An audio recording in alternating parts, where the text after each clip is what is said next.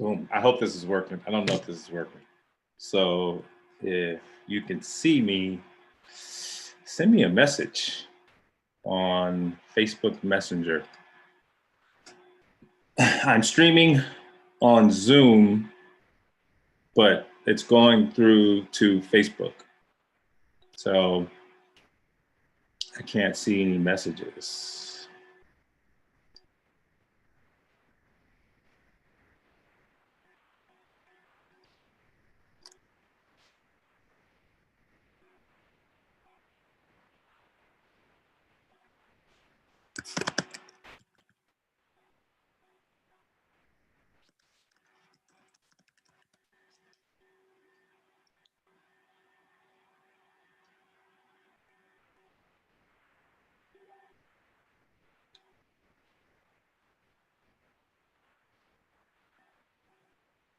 Oh, thanks, Joe. Oh man, I'm just sitting here looking like an idiot. Thanks, Joe Ferris. I appreciate that, homie. Boom. All right, let's get started. This is pretty dope. I'm pretty excited. I actually got this technology to work for me. Woo! Talk about it Tuesdays. Let's see. Just to recap, to get caught up. I lost about a week of production there. I had a family event, and it kind of pushed things back. But for everyone who's in the know, my sister is fine. She's healthy. The family is good, and we're going forward with life. So that's the most important thing. Just moving forward as a family unit, and just looking to get help and treatment and move forward. So for everyone who knows about that situation, things are looking good, are looking up, and just for all my prayer warriors out there, thank you, and continue to pray for us, and I appreciate that. All right, to get caught up and get back. I'm sorry, hold on. I got my 15-year-old son in here trying to like eat while I'm doing this. You can't do that. You can't. You gotta eat quietly. Anyone who has kids, you know what I'm talking about. All right, here we go. What do we have on the agenda today? I'm gonna make sure we stick to the time limit. First thing is phase 2, folks. For my folks who are doing the 2-a-day challenge, my phase 2 folks. So let's talk about what to eat. All right. Right now, you're into phase 2. Congratulations for those of you who've made it this far. So you're on week 3 of this 2-a-day challenge. Hopefully by now, your clothes should be fitting a little bit differently. You should notice some weight loss. You definitely should feel stronger, definitely just from working out 6 days a week, twice a day. All right. In order to keep this growth or this success going, I'm going to strongly recommend that you change up your diet in these 3 ways. There's 3 ways I want you to change up your diet. I actually want you to increase 2 things and decrease 1 thing. So 2 things are going to go up, and then 1 thing I want you to pull back on. The first thing, increase. I want you to increase your protein intake. Why is that? Number 1, you're going to be working out even more. So you're going to go from working out an hour a day to 90 minutes a day. Your activity level is going up, so your recovery needs to go up as well, right? So I want you to increase your protein intake. And you're going to look for whole food sources first in terms of your protein. I'm going to advocate that you look for your plant-based stuff, your tofu, your lentils. For my vegan folks, you're going to treat lentils as a source of protein and carbs as well. It's a little tricky, but your lentils and your legumes will be also protein for my vegan folks. I want you to think about supplementing with a protein supplement, a powder, but I don't want that to be the only source of your protein increase. You're just going to get a lot more of your nutrients, your zoo nutrients, a lot more of your like bits and minerals from your whole food sources. So that'd be organic and free range, grass-fed beef, your chicken, your shrimp, your fish. Look to increase those before we go straight to like a whey or a shake. Definitely, I'm not saying stay away from the shakes.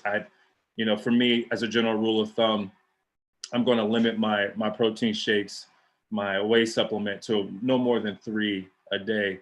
Just mainly, I personally have had an allergic reaction to whey because I was drinking so much. I was just an idiot and just literally drinking 6 to 8 whey protein shakes a day.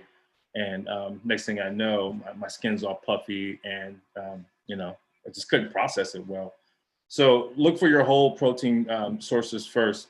But I want you to increase your protein, one, because your activity level is up, two, because your recovery, right? You're breaking down your muscles more, your intensity level, your volume's up, so your recovery is stronger. And then three, it's gonna help keep you full. It's gonna help keep you satisfied. And as you do your intermittent fast, as you increase your activity, your caloric deficit becomes bigger. So with that caloric deficit becoming bigger, your body may start to trigger these hunger hormones, which is going to drive you crazy. You won't be able to be productive. So increase your protein. And we're going to do that as well as increase your water. So that's the second thing. First thing, increase your protein. That's just an extra serving at each meal. For guys, that's going to be anywhere from 30 to 40 grams, an additional 30 to 40 grams per each meal that you're having, depending if you're eating 2 to 3 meals a day. And Melanie just distracted me. She sent me a message that said the Garmin's on sale. Don't do that, Melanie. I'm going to buy it now. All right. So increase your protein 30 to 40 grams for the guys, and then for the ladies, it's going to be anywhere from 20 to 30 at your meals. And so you're going to increase your protein. Then also going to recommend that you increase your H2O. We're going to actually talk a lot about water. I know it's simple, but it's one of those areas where as your activity level goes up, and as your caloric deficit gets higher, as your body is burning fat as fuel, and also your muscles are more active, your body's using up more water. It's using up more water than it's normally using. So you need to intake more water. So the protein needs to go up, and the water, the hydration needs to go up as well. The water's also going to help with eliminating some of those hunger pains or hunger fits that you may be experiencing. Hopefully you're not. But the signal for dehydration, or the signal for water, your body's thirsty, is also like the same signal for hunger. So sometimes it's not that you're hungry, your body's just dehydrated, and it's actually looking for water either through food or through just wants to get you to consume something. So increase your protein and increase your water. As for those of you who actually like numbers or not, coach, give me some data, you can reach out to me and we can kind of crunch some numbers together. General rule of thumb, this is very general. I shoot for about a gram. When I'm super active, I'm shooting for a gram of protein per pound of body weight, right? For the day, 1 gram of protein. Right now, I weigh about 240 pounds, right? So that's going to be 240 grams of protein for the day. Normally, in terms of water, I shoot for about 1 ounce per pound of mass. So I would be drinking 240 ounces. That's a lot of water. I'm actually going to increase that. I'm going to get up to about an ounce and a half. So I'm going to be shooting for about a gallon, maybe about 2 gallons a day. I'm dehydrated now. I worked out this morning. My lips are dry. My body's letting me know I need water. So increase your protein, increase your water intake. Those are 2 things I want you to send up, and something I want you to consider, right? It's all lifestyle. Everyone's going to be different, but consider bringing down will be your complex carbs. Why is that? I don't want to starve you of carbs. But if you can limit your complex whole carbs, your yams, your potatoes, and yes, if you're frying your potatoes in the morning, hey, it's all right. It's okay. All right, you can do that. But I would say take your potatoes or your complex carbs, your yams, your rice, do that post-workout in the morning. Most of you are working out once in the morning and then once in the evening, and then also do it post-workout in the evening. So match your complex carbs to your workouts, right? It's going to aid in recovery. Your muscles are going to be depleted of glucose. You take in those complex carbs, gets the glucose back to the muscle. Your body's more than likely not going to store it. It is all good. Try to eliminate the carbs during the day. So save the carbs for post-workout when you're working out 2 times a day. That doesn't mean you should starve just because you're reducing your carbs. You're going to increase your protein. You're going to increase your water. You're also going to be mindful of your good fats. I really believe this is where most people lose in the nutrition area as they're trying to change their habits and change how they eat. They are reluctant to take the protein up. There's a fear of protein sometimes, and I get it. There's just a fear of any change. It's one of those deals where we can eat a whole ice cream sundae and consume about 100 grams of fat and 300 grams of sugar and not think twice. But if I was to tell someone to eat 300 grams of protein throughout the day, they're like, Coach, I don't know, my liver, my kidneys. I'm like, it's okay. But as we take our protein up and take our water intake up, number one, there's just not enough room or time in the day. If you're drinking more water and you're eating more protein, you're just going to be full. You won't be able to get those carbs in anyway. And then two, as we are getting more active, we still want to have a calorie reduction. So eliminating some of the carbs will generally aid in increasing that calorie reduction, right? So long story short, I'm going to move on. One, increase your protein for those of you who are in phase 2, right? So look to add some protein to each meal. Increase your water intake, right? If you're normally drinking, whatever your normal usage is, I want you to at least increase it by 50%, if not, double it. Just do that throughout the day. Don't want anyone to get water poisoning. Also, try to look to reduce your complex carbs, and don't forget about your good fats either. Your good fats are going to be your plant-based stuff, of course, first. So maybe in the middle of the day, instead of having a meal that has complex carbs in the middle of the day, get some peanut butter in there, like some peanut butter and celery, or peanut butter and carrots. You still can eat as many green vegetables as you want, right? Green vegetables will always be on the menu. In terms of other good fats, avocado, get some avocado on your salad, get some olive oil on your salad, right? So those are your good fats. Those will also help with keeping that hunger down and also help with some recovery and hormone regulation. So increase your protein, increase your water, look to reduce your carbs, but also you don't have to reduce your carbs, right? So for those of you who your lifestyle is around, hey, like Coach, I got to have this bread. It is okay. Just make sure you're hitting your workouts, keeping your intensity level up. As long as you have a calorie deficit, and then you're working out two times a day, you'll be fine, right? I'm not saying that you have to, but it's my recommendation. Next thing I want to talk about is water. Some of you may be experiencing, as you go through this, your activity level is up and you may be experiencing fatigue, or you're super hungry, or just, I call it sometimes brain fog or brain drain. Could be a really good chance, like it's more than likely you're dehydrated, right? You're definitely going to be in a caloric deficit. That's the point of this. We're trying to shed these COVID pounds. You should be in a caloric deficit. Hopefully that deficit is not so large to where your body's like, hey, we need to eat now, or you're just hangry. That can be a dangerous thing. I'm going to tell you, if you're feeling that way, if you're feeling hangry, the first thing I want you to do is look for some hydration.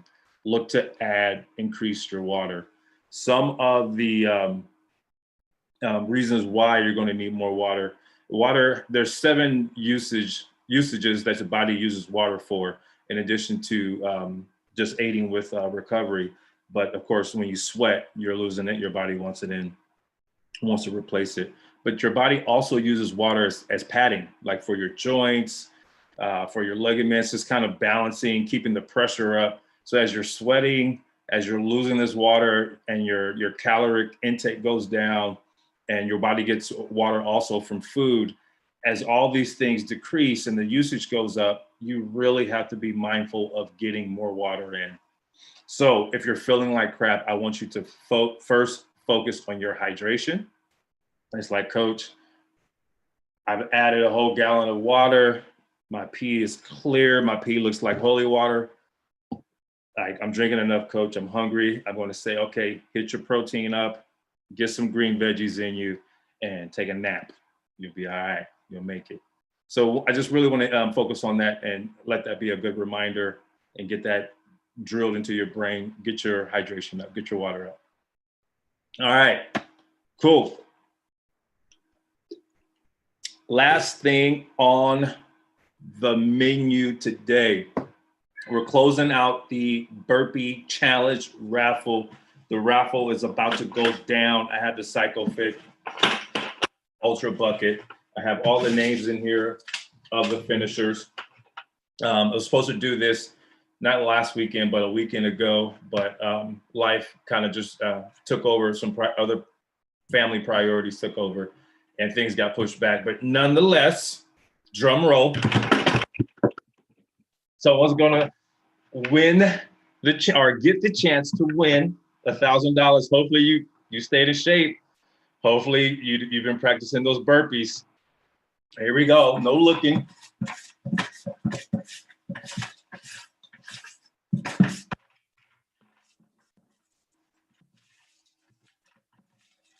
All right, here we go. Picking out the name now, shaking. Make sure I don't pick out two. See I'm excited, man. I'm excited to see who this is, who this is.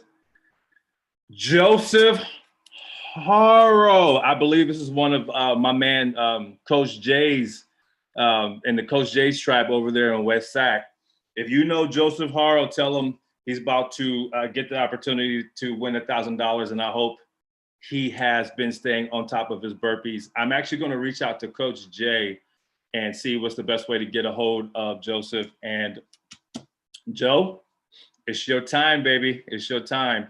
Joe, I'll get a hold of you. We'll set up a time. More than likely, it could be today, maybe tomorrow. Actually, let's try it. We'll shoot for tomorrow, and we're going to do it live this time. We're going to do it live. The last time I recorded it and then sent out a snippet, but this time, Joe, we're going to do it live. So, I hope you're ready, Joe. It's your time. All right, that's it for now for Talk About It Tuesday. If you have any questions, hit me up. I'll be in the lab here working on some programming and getting some more information out to everyone in terms of nutrition. There's a lot of questions around nutrition. And actually, you know what? Let me take a moment. I want to address a question. Sean Mayer, man, he asks like the best questions, right? And I actually want to get him some recognition, and then two, work on getting some more infographics out. Sean asked me the other day, he said, Coach, my morning workout, should I break my fast for that? Or should I have enough in the tank from, my last meal the previous night to be able to do that morning workout? Awesome question, right? In the morning, should I be breaking my fast for my workout to make sure I have enough fuel, or should I be getting that in the previous night? And one of the reasons why I wanted to address that, and I believe it's an awesome question. Number one, how it's phrased. Yes, it's phrased well because you should have enough in the tank from your previous meal to where you can sustain 45 minutes of intense activity the next morning, even after your fast. Yes, you should. If your previous meal is lacking in nutrients, is lacking in protein and good fats, if that previous meal is, I would say, nutrient deficient, you're going to struggle the next morning. However, even if that previous meal is really good, if that workout that you have planned is just that kick ass, I mean, like you have hill sprints and you're doing some pretty intense CrossFit overhead snatches, it would be okay to break your fast and take in some complex carbs 45 minutes to an hour before that workout, just to make sure that you can perform at a high level, right? Because overall, you're still going to have the caloric deficit throughout the day.